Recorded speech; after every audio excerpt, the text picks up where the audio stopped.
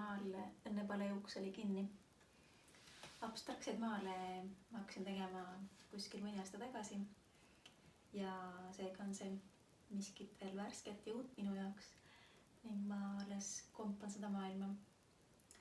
Aga samas ta on olnud juba miskit olulist minu isikliku elu tasandil. Nagu me teame, siis emotsioonidel on 2 tasandit, teadlik ja alateadlik ning just taoline intuitiivne maalimine on aidanud mul sondeerida oma alateadvuses ning tõsta siis seeläbi oma emotsionaalset eneseteadvust. Mulle meeldib mängida värvidega, kontrastidega, pigem pindadega kui joontega.